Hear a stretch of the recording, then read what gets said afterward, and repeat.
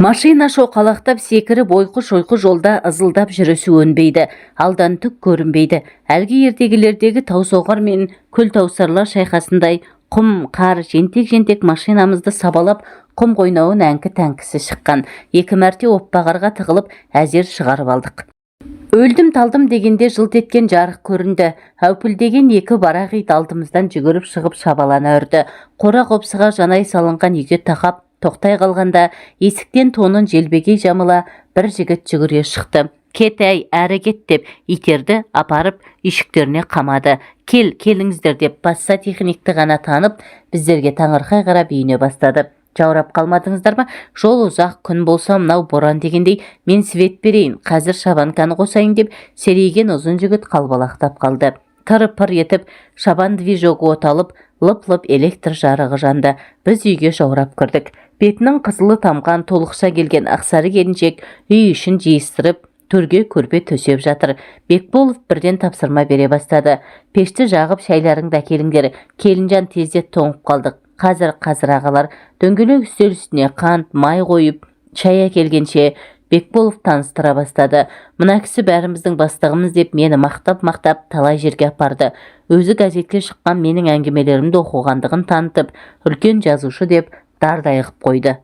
Бір үскен су торғайдай әптер-тәптер шығып мыжырайған Ережепов пешке кіріп кеде жаздап қақталып отыр. Ал осындай сапарларға әбден етөліп кеткен Ертай ширақ қайта қонақ қағады. Мынау әлгі жылқышымыз Саттар, мынау келіншегі Гуля. Шаймен бірге сыңғырлап бөтелкелер келді. Ережепов көзі тұнып, 2 рет қырлы стаканмен тартқаннан кейін кәдімгідей сөйлей бастады. Ал Басеке, мен мына Саттармен Қаншенгелге барып келе қояйын деп Бекболов орнынан тұрды. Келін шырағым, соғым етіне молырақ сал. Мен де әлгі пошташыға шаруам бар еді, сендермен бірге барайын деп Достырақтың бастығы Ертайды оларға қосылды. Ережепов машинадан сөмкемді алам деп далаға бірге шығып кетіп еді, көзі тіпті атысып кетіпті. Үстелде тұрған арақтан дәу бір стаканға лепілдете өзі құйып толтырып алды да лақылдата жұтқан-ай. Шөкім нанды иіскелеп бірдеңелерді мұрынның астына міңгірлеп айтқан бойы қылжиып ұйықтап кетті. Бұрышқа көтеріп апарып жатқызып үстіне тонын жаптым. Бұл кісі де көтере алмайтын болыпты. Әйгілі басқа күйеуге тиіп келі осындай болып жүр деген аптал арыстандай жігіт еді. Қазанға ет салып болып дастарханның шетіне тізе бүккен келіншек бұрышқа немқұрайлы ғана көзін қиығын салды. Өзі түк ішпейді. Енді осыда мәңгіріп, ертеңгісін бірақ оянады. Өте білімді жігіттің төресі еді. Шамның білтесіндей таусылып бітіп барады. Дастархан үстіне бір шиша арақ әкеп қойды. Оқымысты қайным, жаурап келдің ғой, кел мынадан тартып жібер. Жаңа айттым ғой, мен ішпеуші едім. Онда менде таза спирт бар деп сандығын сарт-сұрт еткізіп ашып, ішінен әскери фляшка шығарды. Ем үшін қарашы, түшкіре бересің, денеңді суық буып алған. Шынында да мұздап жайым болмай тұр. Жасым 29-да дейсің бе, күйеуім 36-да, ал өзім деп сылқ-сылқ күлді.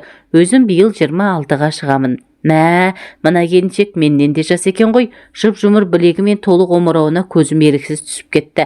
Оқымысты қайным-ау, жеңгеңнің ниетін қайтарма деп стаканға жартылай фляшкадан спирт құйды да бір шыны таза су әкеліп берді. Жарқылдай күліп денесін тақай жаныма отыра кеткенде жылы ағыс бойыма жүгіріп өтті. Ем үшін демалмай тартып жібер. Әрі-сәрі боп отырып, ақ жеңеше, бірінші сіз алыңызшы. Әй шешек-ау, мен тамақ істеймін ғой, мейлі. Оқымысты қайным айтқанда уда болса дәм болар деп өз-өзінен құйғанды ары бұрылып сіміріп алды да артынан су ішіп біраз отырып қалды. Бері бұрылғанда жанарында лыпылдаған от тұтаныпты.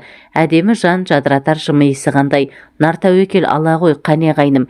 Иә, денсаулығы үшін деп көзімді шарт жұмып тартып кеп жібердім. Ауа жетпей тұншығып барамын. Мынаны жұтып жіберіңіз деп мөлтілдеген кеседегі суды ұсынды ақ келіншек. Іш әлемім өртеніп барады. Лезде бусанып, жаным жадырап шыға келді. Темірпештегі лаулаған оттан ба, үй ысып барама, арқама жапқан тонымды сырып тастадым. Көзім шырадай жанып, артынан ішкен 2 кесе ыстық шайға балбырап, балқып, ішкі әлемім ыстық ағысқа толып, рахат күйге бөленіп, толып шыға келдім. Әбден буын-буыныңызды суық қармап қалыпты. Кел теріңді сүртіп жіберейін деп, әппақ жұмсақ сүлгімен бет аузымды бір қолмен сүрткіштеп, екінші алақанымен арқамды сипалай ма, әйтеуір бір рахат әлемге жаным бөленіп, бүкіл денем жадырап шаттығанын сала жөнелді. Оқымызды қайнымау, кел енді. Кішкене ғана ішсеңіз, түкте болмай бір жола сауығып кетесіз. Манағыда емес, өзімнің де тағы ындыным құрып, зейінім соған ауып тұрып. Мына бұлқысыған әдебін келіншек тағы қышаса деген емексі ой буады. Терлеп жақсы боп қалдым, жетер жеңеше. Жеңгеңнің тілегін қайтарма. Суық әбден сорып тастаған, сүйек-сүйегіңе дейін өтіп кеткен. Егер мұнан ішпесең, кейін кеселденіп кетесің. Ақ жеңеше, оның бәрін қайдан білесің? Мен көп нәрсе білемін, қайным. Қазір су әкеп берейін. Менен кейін ол да тартынбады. Темір пеш үстінде қазанда жылқының сұр еті шырқ-шырқ қайнады. Үй іші ыстық па жоқ, спирттен бе терлеп ап жөнелдім. Шыр етіп бала жылады. Келіншек лып көтеріліп толқи басып, мен қазір дегендей ыммен білдіре түпкі бөлмеге кіріп кетті. Баласын ұйықтатып қайта кіргенде келіншек тіпті ажарланып кетіпті. Екі беті албырап, ерні қызғалдақтың үлбіреген қауызындай қызара толып, көзі жарқырап, үстіне жеңсіз көйлек киіпті. Үй ысып кетті ғой дейді, менің сұқтана қарағаныма қысылғандай. Таралған екі бұрым шашы ұзын, арқасын еркелей қағып, бөксесін ұрады. Ол отты қағыстырып, сорпаны сапырып, етті аударыстырып жатқанда шыдай алмай орнымнан қалай түрегеліп, арт жағынан барып қапсырақ құшақтағанымды білмеймін. Оның қолаң шашын сипап, өзіме тартқанда ол күле бұрылды. Өй қайнымау, етті сапырайында деді, зілсіз үнмен сыбырлай. Мен еркінсіп кеттім. Әппақ мәрмәрдай мойнынан, жұпар иісті омырауынан, топ-толық ерінен өліп өшіп сүйе бастадым. Шешегі-ау, жүр ана бөлмеге барайық деп еркелей назданған келіншек түпкі бөлмеге жетектей жөнелді. Әппақ сейсепті көрпе жапқан жерге төсек салып қойыпты. Сол бұрышқа барып шырт еткізіп жарықты өшіріп шешіне бастады. Күмпиген төсекке сүңгіп келсейші деймін үздігіп. Қазір дейді ол шашын түзей, көрпені аша беріп. Шыдасайшы жаным, алтынның буындай, күмістің суындай іңкәр көңіл алып ұшып барады. Күн сіңген, сүт сіңген, уыз иісі бұрқыраған, топ-толық ұршықша иірілген піскен әңгелектей жас келіншек есімді алып, елжіреп, алыс-алыс арман тауларынан асып кетіп барамын. Шаттық шыңдарына биіктеп келемін. Не деген ғажап әлем, сиқырлы дүние, мың ғасырда бір-ақ рет келіп кететін нағыз рахатстан, ұжмақ есігін ашып, төрін ұсынып, таңғажайыптармен таңғалдыра таныстырып, есімді алып барады. Бәрін ұмыттырып, естен тандырып, есеңгіретіп барады. Қыз жібектің желкілдеген әсем көңіліндей, Ақбаянның ақжарқын пейіліндей, қызғыртқаның сағынышты сазындай әлдилеген ағылпа әппақ сезімдер тұтқында шахид болып кетсең де, арманың болмас сірә. Әппақ шуда-шуда бұлттар үстімен желбірей ұшып келемін. Ағараңдаған ақ періштелер тым биікке алып ұшып әкетті. Көзім ілініп барады екен, селкете ояндым. Аналар келіп қалса қайтеміз. Ол мойнымды құшақтаған білегін алып, мекірене керілді. Малдың бүкіл документін, актілерін түні бойы толтырып таңертең ғана келеді. Олар Қаншенгелге ғана барып келеміз деді ғой. Иә, Қаншенгелдегі пошташының үйінде. Сонда олдан ветврач, управляющий бәрін шақыртып, документтерді толтырып жатыр. Мені алдап тастап кеткен бе сонда? Шырт ете ашуланып орнынан қарғып тұрып кеттім. Таңертең бірақ келеді. Түнімен карта соғып арақ ішеді. Әппақ сазандай бұлықсыған келіншек, артық кемі жоқ әппақ тәнін жарқырата көрсете, еш қымсынбай түрегеле бастады. Не болды жаным деп тік тұрған мені жалаңаш күйі қыса құшақтап, құшырлана сүйді. Манағы бір сәттік жойқын сезім, асығып аптыққан қызба мінез, сап басылған қатталданғаныма ішімді удай өкініш тілгілейді. Қойныма суық жылан салып жібергендей қиналдым. Мені бәрің алдағансыңдар ма сонда? Қайнымау жаным, не болды соншама? Жаңа киімді бірден батпаққа салмас болар. Қызығымызды лайламашы, қойшы жаным. Оның жәдігөйлене жалына бастағанына ішім мұздап лезде қатайып алдым. Қойшы жаным, міне денеңде лапылдап тұрып, тундрада жаурап келген қонақта елімен жатқызып жылтады екен. Сен де енді ауырмайсың. Шоферімді да машинанды алып кеткенін қарашы. Қойшы жаным деп тығыршықтай келіншек жұп-жұмсақ үнмен бөбегін сипағандай сылап-сипап өбектей бастады. Әйелдің демі айналып төңкерілгені, сыбырлағаны бәрі жаныма майдай жағып барады. Бірақ сыр бермегенсіп сазарып қатайып алдым. Неге сонша қапа боласың? Тікен ішінде де гүл болады, батпақта да алтын жарқырап жатады. Өмірдің осындай сәттілігін сезініп, дәнін теріп жемесең, аққан суда өте шыққан ғұмырыңда не қызық қалады? Түп-түзу жолда жалықтырады. Анда-мында өстіп бұзып қоймасаң несі қызық? Сен көрінгенмен өстіп жата кетесің бе деген суық сұрақ көкейімде тіреліп тұрып қалды. Тас қорғысында да ыстық балықтады. Ол менің қолымнан тартып қайта жатқызды. Қайным-ау, мына келіншек әбден бұзылған, көрінген еркекке көз сатады екен деп ойлап қалдың ба? Менде ар намыс бар. Көрінген кешіп өтетін жайдақ су салдақ емеспін. Есіңде сақта жаным. Сенсең сен керіп келген бетте қонап қалдың. Жер бетінде қыбырлаған қаншама адам бар, бірақ саған бұйырғаныма шын бақыттымын. Өйткені сен маңдайы жарқырап туған нағыз алтын айдарлы ертегімсің менің. Сенесің бе? Сені осыдан бір ай бұрын түсімде көргенмін. Жаңа кіріп келгенде таң тамаша болдым. Мен ылғи осылай болашағымда түсімде көремін. Бақсылығың бар ма, тәуіпсің бе? Жоға, бірақ келешекте болатын жағдайларды түсімде алдына ала көріп қоятыным бар. Ылғи осылай. Апырай, мен түк көрмеймін, тіпті түкке сенбеймін. Білесің бе, армандай берсең алыс таудың шыңына да шығасың. Міне бүгін сенімен жолықтым. Бақыттымын. Мұндай бақыт бұйыра бермейді. Ол өліп өшіп қайта сүйіп құшақтап еркелете бастады. Шынында да жомарт бақыт құсы басыңа қонды деген осы ме екен? Келіншектің ыңғайына көніп, бұлықсыған денесіне көміліп, арман тауларына қалықтап барамын. Ләззат атты таңғажайып әлем есігін ашып, бәрін тарс ұмытатын, әппақ нұрға бөленіп, күлгілі жайнар қайран шақтар-ай. Ауызғы бөлмеде қаңғырлап шелек құлады. Тасыр-тұсыр етіп есік ашылды. Шошып тұра бергенімде, жаным, ол Ережепов қой, есін білмейді, далаға шықпақшы. 100 грамм құйып берсең өлген өгіздей былқ етпей сүткілеп ұйықтайды, деді келіншек ыбысты құшағына қыса. Тұрайық дедім де тез киіндім.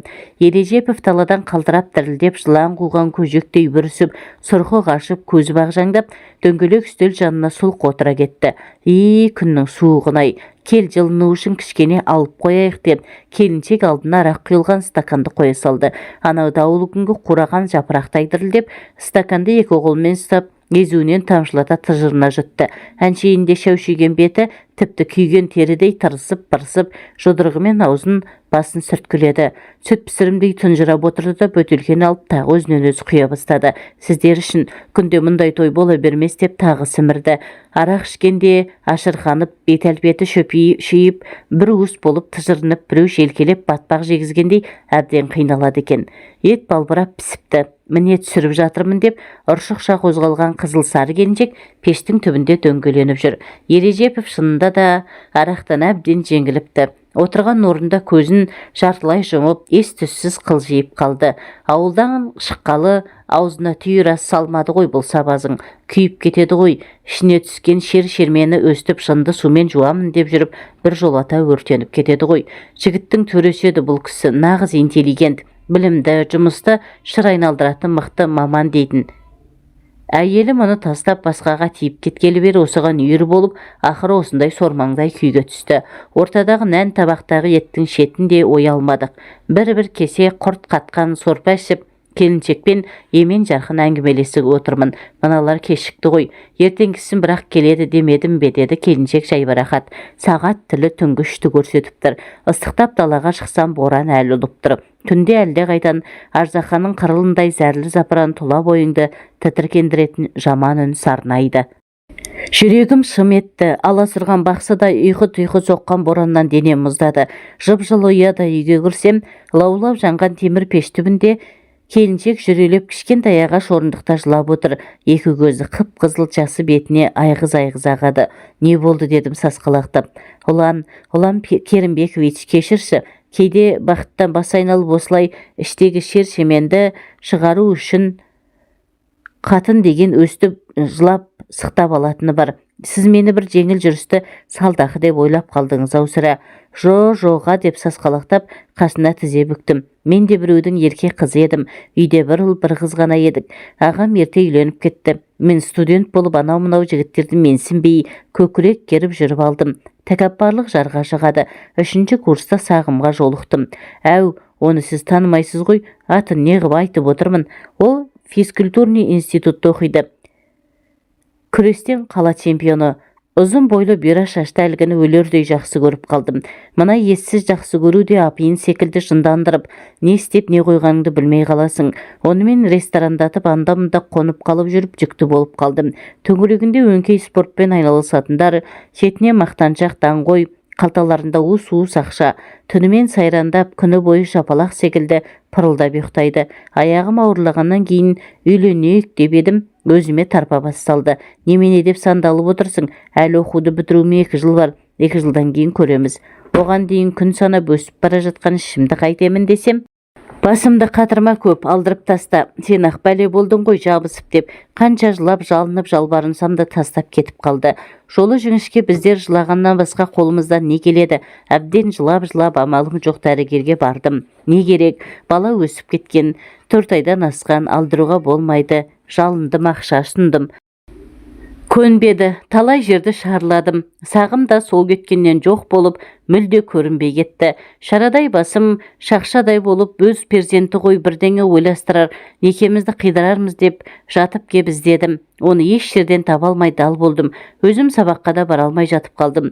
2 айдай өткенде барып сағым қалада деген хабар естідім. Бірақ ол мені іздеп келмеді. 1 күн күттім, 2 күн, ақыры оған аяғыммен өзім іздеп бардым. Медеудегі түнгі ойынханада бір топ жолдастарымен шала мас болып туылдап отыр екен.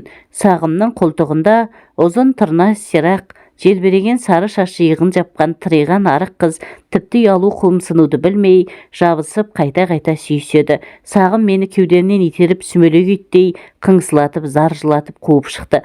Енді көзіме көрінбе, ішіңдегі менің балам емес, міне мыналар куә болады. Кет дегенде ит те кетеді, жоғал деп шапалақпен салып жіберген ай. Медеуден әбден тауым шағылып ебіл-себіл жылап қайттым. Несін жасырайын, мұншама масқара қарабет болғанша бір жола өлгім келді. Енді қалай өлуді ойлана бастадым. Шембе, арқанға асылып қалам ба, тамырымды қиып ваннадан қансырап жатып көз жұмамын ба, жан шығару дегенің қаншама азап екенін ұқтым. Егер кездейсоқ тірі қалсам, онда тіпті масқара болғаным ғой. Әңкі-тәңкі басым қатты.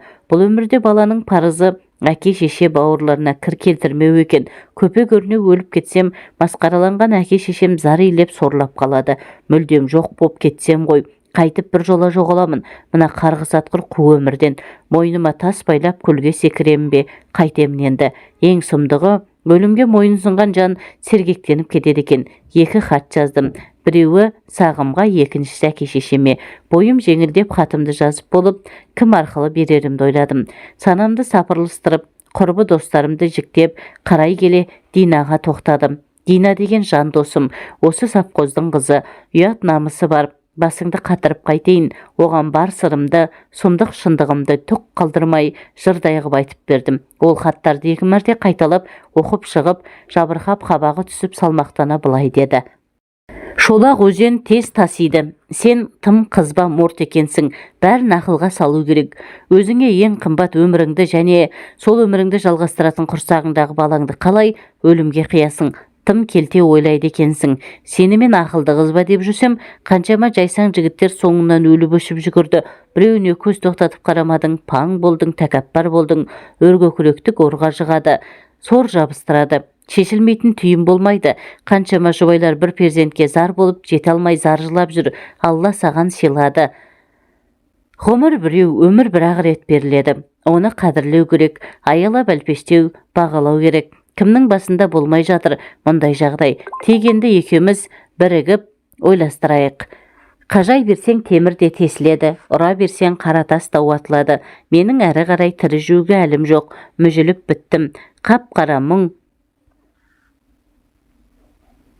сор ішімнен таусылып біттім. Неге ғана маған осындай қасіретті басыма үйіп төгеді? Неге ғана бұл өмірге келдім екен? Қарғана зар жылағаным есімде.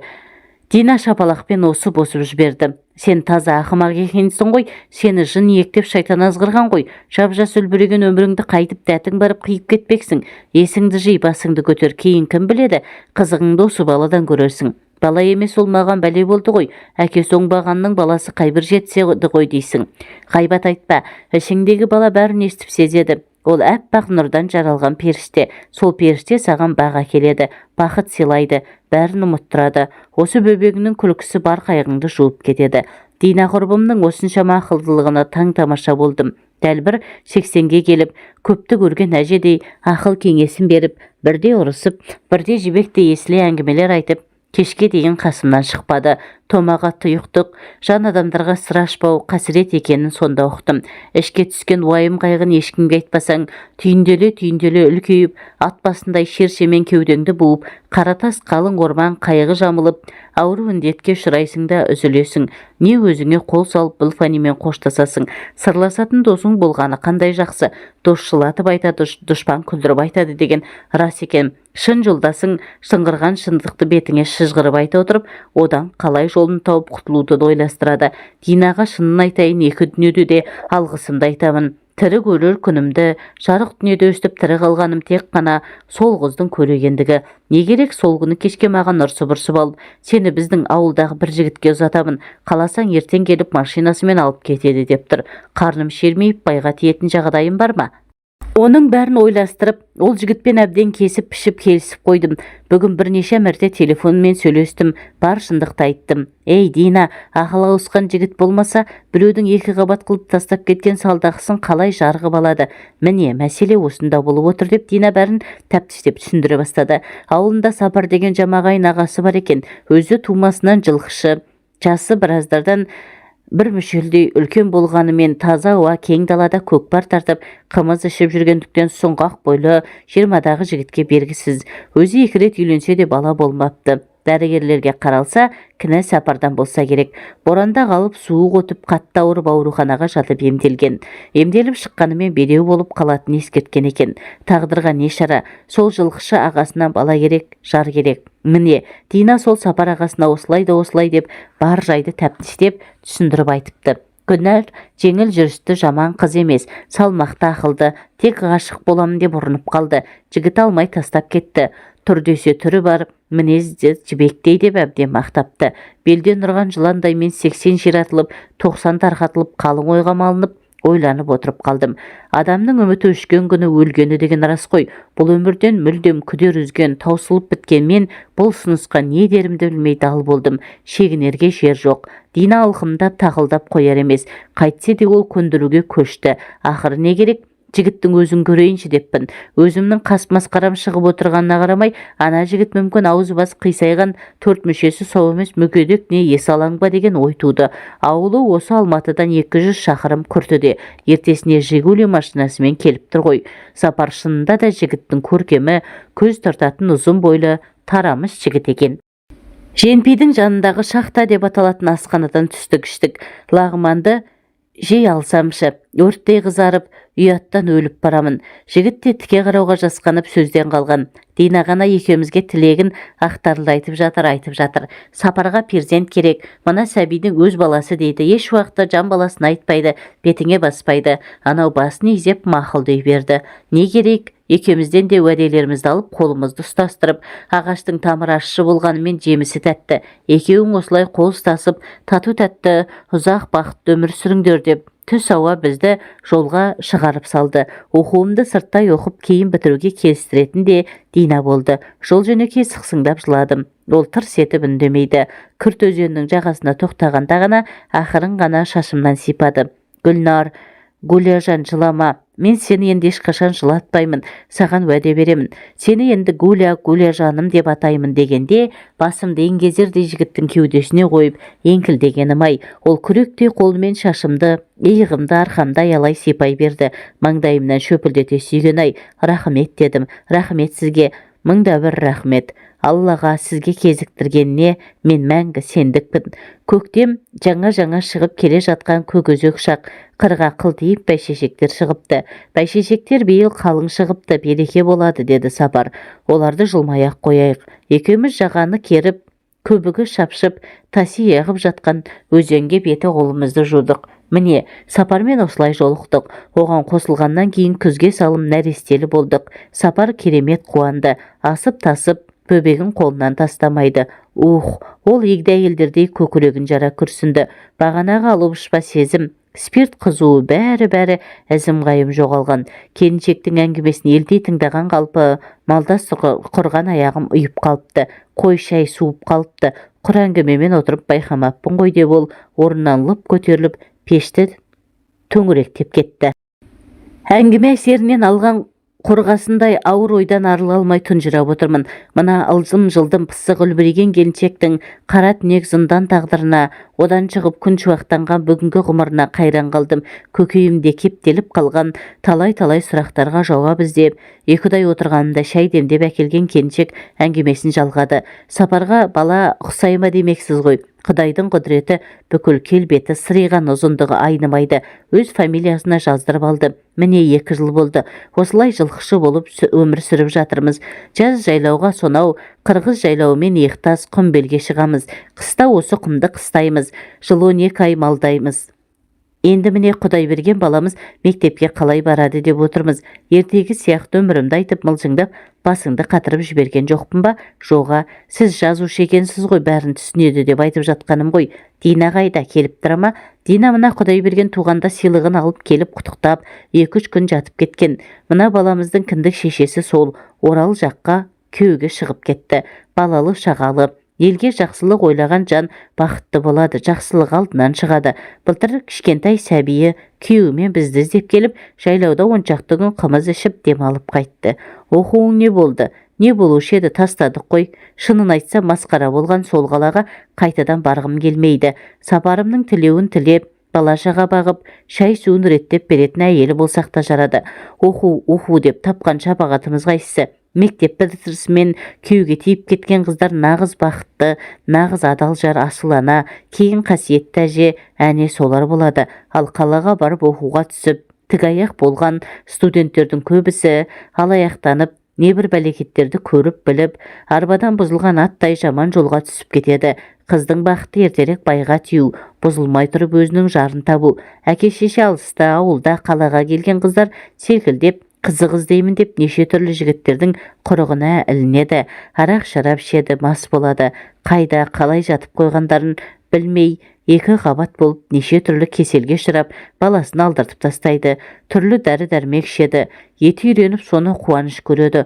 Олай ертең қалай ана болады. Кейін күйеуге тисе де бала таба алмай бедеу болып қалады. Немесе жарымжан мүгедек сәбиді ілдалдап әзер табады. Өзінің ауру болғандағы баласы да кемтар болып қасіретті өмірге душал болады. Көп сөйлеп кеттім бе? Шынымды айтсам, айтқаныңның бәрі рас. Әлгі жігітің қайда? Келіншек ащы мырс етті. Көзінде от жарқ ете қалды.